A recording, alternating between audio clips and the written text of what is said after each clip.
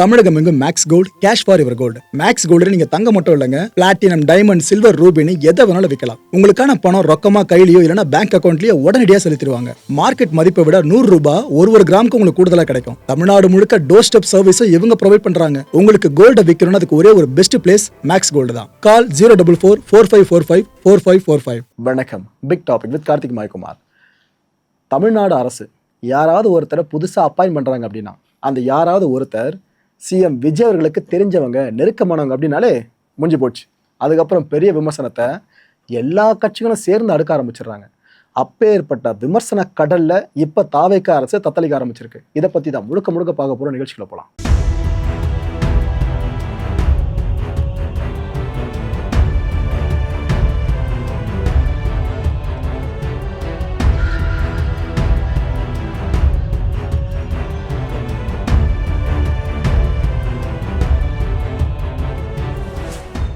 உண்மையிலேயே ஒரு பிளாஸ்ட் அறிவிப்பு தாங்க. இந்த பிளாஸ்ட்டை பற்றி தான் சொல்கிறேன். இவர் யாருன்னு தமிழ்நாட்டுக்கே தெரியும். சிஎம் விஜய் அவர்கள் பக்கத்தில் நிற்கிறது யார் தெரியுமா? மாறு வருஷலாம் இல்லை, நம்ம கே வெங்கட் நாராயணன் இருக்கார்ல, அவர் தான். கேவிஎன் ப்ரொடக்ஷன் கம்பெனின்னு ஒன்று கேள்விப்பட்டிருப்பீங்களே, அந்த ப்ரொடக்ஷன் கம்பெனி இவரது தான். அப்பேற்பட்ட இவர் சார்ந்து தான் ஒரு முக்கியமான அறிவிப்பை தமிழ்நாடு அரசு, இட் மீன்ஸ் சிஎம் விஜய் அவர்கள் தரப்புலேருந்து அறிவிச்சிருக்காங்க. நமக்கு அப்பயே பொறி தட்டுச்சுங்க எல்லாருக்குமே. என்ன, ஆட்சி அமைக்க உரிமை கோர ஆளுநரை பார்க்க போகும்போது இவரும் கூட போறாரு. சரி, ஒருவேளை ஜனநாயகன் படத்தை பற்றி பேச போறாங்க போல இருக்குன்னு பல பேர் நினைச்சாங்க. ஆனால் ஜனநாயகன் படத்தை பற்றிலாம் இல்லை. பியூரோக்ராட்ஸாக தன்னை தரம் உயர்த்துற வகையில் ஒரு முக்கியமான போஸ்டிங்கை அப்பயே சிஎம் அவர்கள் அவர் சார்ந்து யோசிச்சு வச்சிட்டார் போல இருக்கு. அதுக்காக தான் அப்பயே கூட்டு போயிட்டு அறிமுகப்படுத்தி வச்ச மாதிரி ஆயிடுச்சு. எதுக்கு ஆளுநர்கிட்ட கேட்குறீங்களா? மத்திய அரசுக்கும் தமிழ்நாட்டுக்கும் இடையில இருக்க பாலம் யாருங்க? ஆளுநர். அந்த பாலமாக ஆளுநர் மட்டும் நினைப்பீங்க. இன்னொரு முக்கியமான பொசிஷன் இருக்குது. அந்த பொசிஷனுக்கு தான் இவரை செலக்ட் பண்ணியிருக்காங்க. தமிழ்நாடு முழுக்க எல்லா கட்சிகளும் ஒரு சீரிய எதிர்கட்சியாக மாறி விமர்சனங்களை அடுக்க ஆரம்பிச்சிருக்காங்க. நம்ம கே வெங்கட் நாராயணன் இருக்கார்ல, இவர் சார்ந்து நம்ம தமிழ்நாடு அரசு ஒரு அரசாணையை வெளியிட்டிருக்கு. ப்ரோ, இவர் தமிழ்நாடே கிடையாதுன்னு கேட்டிங்கன்னா ஓகே, இப்போயே பதறாதீங்க, கொஞ்சம் வெயிட் பண்ணுங்கள். இவர் சார்ந்து தான் அரசாணை இப்போ தமிழ்நாடு அரசு வெளியிட்டிருக்கு. இவர் ஆக்சுவலாக பெரிய ரியல் எஸ்டேட் அதிபருங்க. அது மட்டும் இல்லை, பிரஸ்டீஜ் குரூப் கேள்விப்பட்டிருக்கீங்களா? இந்தியாவில் பயங்கர பிராண்டு, அவங்க பெரிய பிராண்டு. அதோட முன்னாள் சிஇஓ வேறு யாரும் இல்லை, நம்ம கே வெங்கட் நாராயணன் அவர்கள் தான். இவர் இனிமே தமிழ்நாடு அரசோட டெல்லி சிறப்பு பிரதிநிதியாக செயலாற்ற போகிறாருன்னு இப்பேற்பட்ட ஒரு அரசாணையை தமிழ்நாடு அரசு வெளியிட்டிருக்கு. இப்போ கனெக்ட் ஆகிடுச்சா? மத்திய அரசு தமிழ்நாட்டை இணைக்கிற முக்கியமான பாலம் ஆளுநர் மட்டும் கிடையாது, இந்த பக்கம் இன்னொரு பாலம் நம்ம வெங்கட் நாராயணன் அவர்கள் தான். இனிமேல் வெங்கட் நாராயணன் அவர்கள் தான். ஆக்சுவலாக இது எப்பேற்பட்ட போஸ்ட் தெரியுமா? அமைச்சர்கள் இருக்காங்களே, அவங்களுக்கு நிகரான ஒரு பொறுப்பு இந்த பொறுப்பு. கொறடா இருக்கார்ல, ஆளுங்கட்சி சார்ந்தே சொல்கிறேன், அவங்களுக்கு நிகரான பொறுப்பு. எதிர்கட்சிகளோட கொறடான் இருக்காங்கனாக்கா அவங்களுக்கு நிகரான ஒரு பொறுப்பு. அப்பேற்பட்ட பொறுப்பில் கே வெங்கட் நாராயணன் அவர்கள். இதை பார்க்குறப்ப ஒரு சினிமா டயலாக் தான் பல பேர் இப்போ சோஷியல் மீடியாவில் போட ஆரம்பிச்சிட்டாங்க. திண்ணையில் இருந்தவருக்கு திடுக்குன்னுன்ற மாதிரி இந்த வாய்ப்பு பெருசாக ஏற்படுத்தப்பட்டிருக்கிறதா பல பேரும் ஒரு பக்கம் வாழ்த்தவும் செய்கிறாங்க, இன்னொரு பக்கம் விமர்சனங்களே அடுக்க ஆரம்பிச்சிட்டாங்க. இல்லை, தமிழ்நாடு வெர்சஸ் கர்நாடகான்ற இஷ்யூ பெருசாக போயிட்டுருக்கும் நேரத்தில் இப்படி நடந்திருக்கா? இல்லை, முதல்ல யாருங்க எதிர்த்து குரல் கொடுப்பாங்கன்னு நினைக்கிறீங்க? நாம் தமிழர் கட்சியோட தலைமை ஒருங்கிணைப்பாளரான சீமான் அவர்கள். அவர் என்ன சொல்கிறாப்புல, தன்னோட படத்தை தயாரிச்சாருன்ற ஒரே காரணம் தான் இப்போ ஏற்பட்ட பதவியை அவரை கொடுக்க வச்சிருக்குங்க, இதை ஏற்றுக்கவே முடியாதுன்னு சொல்கிறார் சீமான் அவர்கள். மேகதாது பிரச்சனை போயிட்டு இருக்கல, இதுக்கு நடுவில் இது போல் பண்ணியிருக்கீங்களே, வெட்கை கெட தெரியலன்னு கேட்டிருக்காரு.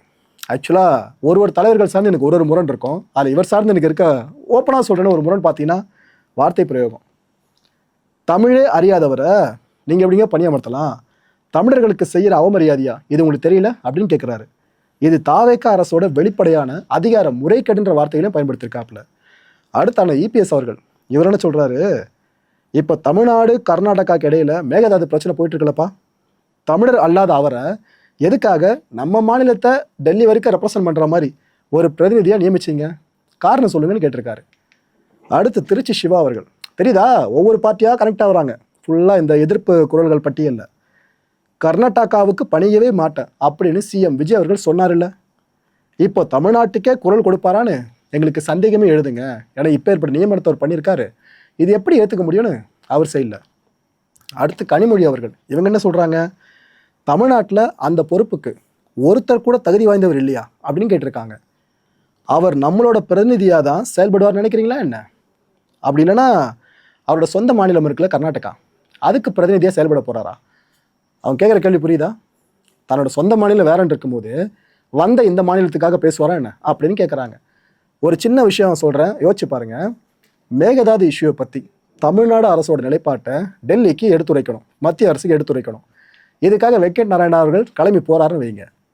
அங்கே போயிட்டு அவர் மேகதாது அணை வேணான்னு சொல்லுவாரா, தமிழ்நாட்டுக்கு ஏற்ற மாதிரி மேகதாது அணை ஓகே இருக்கலாம் அப்படின்னு சொல்லுவாரா, கர்நாடகாவுக்கு ஏற்ற மாதிரி? இதைத்தான் மறைமுகமாக கேட்டிருக்காங்க கனிமொழி அவர்கள். பிரேமலதா விஜயகாந்த் அவர்கள். திமுக கூட்டணி கட்சிகள் ஒன்று ஒன்றா கழண்டுக்கிற மாதிரி இருந்தாலும் தேமுதிக கடைசி வரைக்கும் திமுக கூட நிற்கோன்ற நம்பிக்கையை சமீப காலமே விதைச்சிக்கிட்டு இருக்கவங்க இவங்க தான். இவங்க இப்போ என்ன சொல்கிறாங்க, வெந்த புண்ணில் வேலை பாய்ச்சுற மாதிரி தான் இந்த ஒரு அறிவிப்பு அமைஞ்சிருக்கு. இதை ரொம்ப ரொம்ப கடுமையாக கண்டிக்கிறவங்க. இந்த நியமனம் பல கேள்விகளை ஏற்படுறதா சொல்லியிருக்காங்க. அதான் பிடிஎம் அது இதெல்லாம் சொல்லுவாங்களே, அது போல் இன்னும் நிறைய கேள்விகள் ஏற்படுறதா இவங்க சைடில் ஒரு சின்ன மறைமுக குற்றச்சாட்டை முன்வைக்கிறாங்க. செல்வ பெருந்தகை அவர்கள், அண்ணன் கூடிய சீக்கிரமே ஒன்று காங்கிரஸ் வந்து இவராக வெளியே வந்துடுவார், இல்லைனா காங்கிரஸ் தலைமை நீக்கலாம். நடக்கும்னு நினைக்கிற ஜஸ்ட் அசம்ஷன் தான். ஏன்னா வார்த்தை பிரயோகங்கள் அப்படி இருக்கு. இப்போ காங்கிரஸ் தாவேக அரசோட கூட்டணியில் இருக்காங்களா, அப்போ காங்கிரஸோட நிலைப்பாடு எப்படி இருக்கணும்? அதுவும் அமைச்சரவையில் இடம் கொடுத்துருக்காங்க காங்கிரஸ்க்கு. ஆனால் காங்கிரஸில் இருக்கிற முக்கியமான முகங்களே டிவிக்கே பயங்கரமாக விமர்சிக்கிறாங்களே, அதில் முக்கியமானவர் இவர் தான். எனக்கு என்ன இவர் சொல்கிற ஸ்டேட்மெண்ட்ஸ்க்கு மாணிக்கம் தாக்கூர் அவர்கள் பதிலடி கொடுக்குறாருன்னா எப்படி போயிட்டு இருக்கல? ரெண்டு பேரும் காங்கிரஸ் தான், மறந்துடாதீங்க. செல்வ பிறந்தகை என்ன சொல்லியிருக்காரு, ஒரு கன்னடர் எப்படிங்க மேகதாது அணையை எதிர்ப்பார்? கர்நாடகா தான் ரெப்ரசன்ட் பண்ணுவார். அப்படி இருந்தாலும் அவர் இங்கே நீங்கள் போஸ்டிங்கில் போட்டினாக்கா அவர் எப்படி எதிர்ப்பார்? இந்த விஷயத்த சொல்லிட்டு விமர்சனத்தை பதிவு பண்ணிட்டு அதுக்கப்புறம் எங்கே திரும்ப வர்றாரு, சட்டப்பேரவையில் சிஎம் அவர்கள் செய்கை பண்ணார், ஞாபகம் இருக்கா? அந்த விஷயத்தை இங்கே திரும்ப ஃப்ளாஷ்பேக் ஓப்பன் பண்ணுறாரு. சட்டமன்றத்தில் சிஎம் அப்படி நடந்திருக்க கூடாதுங்க, அநாகரிகமானதுன்னு சொல்கிறாரு.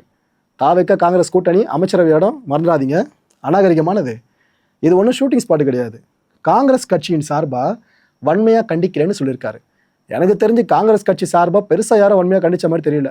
இவரோட ஸ்டேட்மெண்ட் மட்டும் தான் வன்மன்ற வார்த்தையை பயன்படுத்தி பார்க்க முடியுது. ரைட்டு, கூடிய சீக்கிரம் என்ன நடக்குமோ பார்ப்போம். பாஜக மாநில தலைவரான நயினார் நாகேந்திரன் இவர் என்ன சொல்கிறாரு, தமிழ்நாட்டுக்கே சம்பந்தம் இல்லாதவரை நீங்கள் எப்படிங்க நியமிக்கலாம்? இந்த கர்நாடகாவோட சீஃப் மினிஸ்டர் இருக்கால சிவகுமார், அவரோட க்ளோஸ் ஃப்ரெண்டு வேறு யாரும் இல்லை, இந்த வெங்கட் நாராயண் அவர்கள் தான்.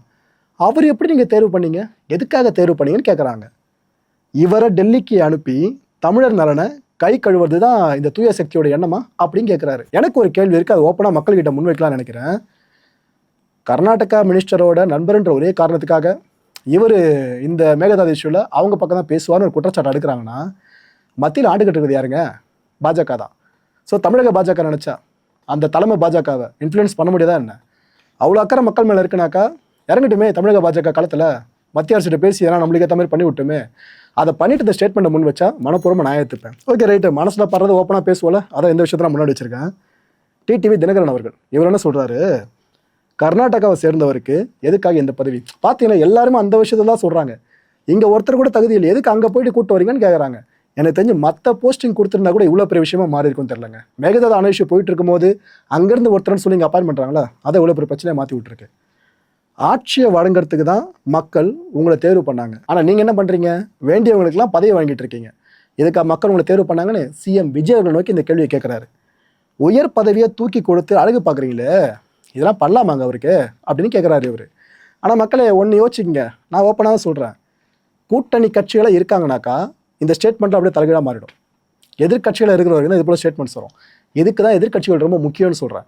ஜனநாயகம் அப்போ மட்டும் தான் தழைச்சி நிற்கும். மொனோபோலியே ஒரு பார்ட்டி மேலே நிற்குதுன்னு வைங்க, 234 தொகுதியில் நாங்கள் தான் ஜெயிப்போம்னு சொல்லிட்டு அதில் ஜெயிச்சிட்டாங்கன்னு வைங்க, அதுதான் மொனோபோலி. அப்படி நிலைமை வந்துடக்கூடாதுங்க. அது பல பேரும் ஒரு பெரிய விஷயம் நினைப்பீங்க. எனக்கு தெரிஞ்சு ஜனநாயகம் அங்கே தான் நசிக்கப்படுறத நான் நினைப்பேன். அந்த விஷயம் நடந்துச்சுனாக்கா பார்ப்போம் எவ்வளோ நோக்கி போகுதுன்னு சொல்லிட்டு. இதுக்கு மத்தியில் நாமெல்லாம் என்னங்க எக்ஸ்பிளேஷன் வீடியோ போடுறோம், நாம் என்ன ரிசர்ச் பண்ணுறோம். ஆனால் அன்புமணி பண்ணியிருக்காருல நல்ல ரிசர்ச் வீடியோ போட்டிருக்காப்புல. இப்போ நம்ம எக்ஸ்பிளைன் பண்ணுறத தூக்கி சாப்பிட்டார். இதை நான் மனப்பூர்வமாக சொல்கிறேன். அவ்வளோ அழகாக எக்ஸ்பிளைன் பண்ணுறாப்புல, எடிட் பண்ணவும் நல்லா பண்ணியிருக்காங்க. இந்த மனமாற்றத்தை நான் மனப்பூர்வமாக வரவேற்கிறேன். ஏன்னா இப்போ பெரிய பெரிய அரசியல் தலைவர்கள்லாம் நம்மள மாதிரி வீடியோஸை போட ஆரம்பிச்சிட்டாங்க. ஏன்னா இந்த யங் ஜென்ரேஷனை நம்ம இதை வச்சு மட்டும் தான் இன்ஃப்ளூயன்ஸ் பண்ண முடியும், அவங்ககிட்ட நல்ல விஷயங்களும் கொண்டு போய் சேர்க்க முடியும், நம்ம கட்சி சித்தாந்தத்தை கொண்டு போய் சேர்க்க முடியும்னு அட்டம்ப்டை முன்னெடுக்க ஆரம்பிச்சிருக்காங்களே, இதை மனப்பூர்வமாக வரவேற்போம். காலத்துக்கு ஏற்ற மாதிரி அரசியல்வாதிகளும் மாற ஆரம்பிச்சிருக்காங்க. மேகதாது அணையோட ஆபத்து இருக்குல்ல, இதை பற்றி ஃபுல்லாக எக்ஸ்பிளைன் பண்ணி அன்புமணி அவர்கள் அந்த வீடியோ வெளியிட்டிருக்காரு. நல்லா சிறப்பாக விளக்கம் அமைஞ்சிருக்கு, அதை நீங்களே ஃபுல்லாக கேளுங்களேன். சார், மேகதாது அணைனா என்ன? தமிழ்நாடு கர்நாடகா பார்டர்ல காவிரி ஆறு வரப்போ அது ஒரு குறுகிய இடத்துல, அதாவது கார்ஜ்னு சொல்லுவாங்க, அது பேர் மேகதாடு கார்ஜ். மேகதாடு ஏன் இப்ப ஃபேமஸ்னா, கர்நாடக அரசு மேகதாடு அந்த இடத்துல ஒரு டேம் போறோம் நாங்க அப்படின்னு கிட்டத்தட்ட ஒரு 50 வருஷமா சொல்லிட்டு இருக்காங்க. இப்ப கொஞ்சம் தீவிரமா சொல்றாங்க. அவங்க ஊர்ல டேம் கட்டுறதுல நமக்கு என்ன பிரச்சனை? தமிழ்நாட்டுல 8 கோடி மக்கள் இருக்கிறாங்க. இந்த 8 கோடி மக்கள்ல கிட்டத்தட்ட 5.5 கோடி மக்கள் காவிரி நம்பி இருக்கிறாங்க. அதுல கிட்டத்தட்ட 40 லட்சம் விவசாயிகள். மேட்டூர் டேம்ல 96 டிஎம்சில இன்னைக்கு 40 டிஎம்சி தான் இருக்கு. அந்த 40 டிஎம்சியும் குடிக்கிறதுக்கு தான் நம்ம வச்சிருக்கிறோம். காவிரி டெல்டால குருவை, சம்பா, ஆலடி இந்த மூணுமே நம்ம கல்டிவேட் பண்றோம். இப்போ குருவை சீசன்ல தண்ணி இல்ல. லாஸ்ட் 7 இயர்ஸ்ல 6 இயர்ஸ் கரெக்டா ஜூன் 12 மேட்டூர் டேம் திறந்து விட்டு இருக்கிறோம் குருவை கல்டிவேஷனுக்கு. இந்த வருஷம் திறக்க முடியல, ஏன்னா தண்ணி இல்ல. மேகதாது டேம் கட்டினாங்கன்னா சுத்தமா ஒரு சொட்டு குடிக்கிறது கூட தண்ணி வராது. அப்போ எனக்கு எந்த பிரச்சனையும் இல்ல. எனக்கு என்ன பிரச்சனை, எனக்கு என்ன பாதிப்பு? நீங்க கோயம்புத்தூர்ல இருக்கலாம், கன்னியாகுமரியில இருக்கலாம், பாண்டிச்சேரியில இருக்கலாம், எங்க வேணா இருக்கலாம், சென்னையில கூட இருக்கலாம். இயற்கை கொடுத்த மிகப்பெரிய வரம் என்பது காவிரி டெல்டா. ஆயிரம் ஆண்டுகள் நமக்கு இதற்கு முன்பு உணவு அளித்தது. இனி ஆயிரம் ஆண்டுகள் நம் வருங்கால சந்ததியினருக்கு அந்த மண் உணவளிக்க வேண்டும். இப்போ அதுல திடீர்னு ஒரு டேம் கட்டணும்னா உங்களுக்கு உணவு கிடைக்காது, ஃபுட் செக்யூரிட்டி பிரச்சனை வரும். அது இல்லாம குடிநீர் இல்லாம இருக்க முடியாது. சென்னையில குடிநீர் பிரச்சனைனா காவேரி, மதுரையில குடிநீர் பிரச்சனைனா காவேரி, சேலம், திருச்சி, டெல்டா எல்லா இடத்துலயும் காவிரியை நம்பி தான் நம்ம இருக்கிறோம். அது இல்லாம இப்போ யூஎன்ல climate change, global warming, super El Nino effect எல்லாம் சொல்லிட்டு இருக்காங்க. This year is going to be one of the warmest years and we are going to have a severe water shortage. இந்த காவிரினால மிகப்பெரிய அளவுல நமக்கு பாதிப்பு இருக்கு. குறிப்பா இளைஞர்கள் நீங்க பாதிக்கப்படுவீங்க. everyone will be affected. இதுக்கு நான் என்ன சார் பண்ண முடியும்? உங்ககிட்ட நாங்க எதிர்பார்க்கிறது இதை அழுத்தம் கொடுங்க, இது எல்லாத்துக்கும் ஷேர் பண்ணுங்க, இது வெளியில கொண்டு வாங்க, இதுல ரீல்ஸ் போடுங்க, பதிவு போடுங்க, ட்விட்டர்ல, சோஷியல் மீடியால ஷேர் பண்ணுங்க, ஒரு அவேர்னஸ் கொண்டு வாங்க. நீங்க எல்லாம் சோஷியல் மீடியா மூலமா ஒரு ஆட்சி மாற்றத்தையே நீங்க கொண்டு வந்திருக்கீங்க. நிச்சயமா இந்த மேகதாது அணை தடுக்கிறதுக்கு உங்களால உறுதியா முடியும். இதை தடுத்தே ஆக வேண்டும். இதை தடுத்தாதான் தமிழ்நாட்டு மக்கள் வரும் காலத்துல சுயமரியாதையோட வாழ முடியும். சார், வீடியோ ஆரம்பிக்கிறப்போ ஒரு குறியீடு காட்டினீங்களே, அதுக்கு என்ன அர்த்தம்? கர்நாடகாவில் மேகதாது அணை கட்டினாங்கன்னா தமிழ்நாடு மக்கள் மேகதாது அணையை தடுப்போம், காவிரியை காப்போம். மக்களை இந்த கான்டென்ட்டை பொறுத்தவரை மனசுல ஒரே ஒரு வினா இருக்கு. முடிஞ்ச அதுக்கான பதில்களை கீழே கமெண்ட் செக்ஷன்ல கமெண்ட் அனுப்பி பண்ணுங்க. அந்த ஜோதிடரை நியமனம் பண்ணி அதுக்கப்புறம் என்ன ஆச்சுன்னு பார்த்தோமா? அந்த நியமனத்தை ரத்து பண்ணிச்சா தமிழக அரசு ஒரு கட்டத்தில். இப்போ அடுத்து கேவிஎன், இந்த கே வெங்கட் நாராயணா இருக்கார்ல, இவர் அப்பாயின்ட் பண்ணியிருக்காங்க. ஸோ இதுவும் ஓகே, நீங்கள் என்ன நினைக்கிறீங்க? ஏன்னா இது போல் ஒவ்வொரு அப்பாயின்மெண்ட் அனௌன்ஸ் பண்ணி அதுக்கப்புறம் ரத்து பண்ணிட்டே இருந்தாங்கன்னா இது ஒரு பெரிய விமர்சனமாக வந்துடும். பார்த்தீங்களா, எதிர்கட்சிகள் சொன்னதுக்கு ஆளும் அரசு அடங்கிட்டாங்கன்னு எதிர்கட்சிகளே பேச ஆரம்பிச்சிருவாங்க. அவங்க சொல்கிற ஒரு நல்ல விஷயத்தை எடுத்துகிட்டு செஞ்சாலும் பிரச்சனை, அதை செய்யாம விட்டாலும் பிரச்சனைன்ற போது அரசியல் நகர போயிட்டு இருக்காங்க. அதான் இந்த கேள்வியை கேட்குறேன்.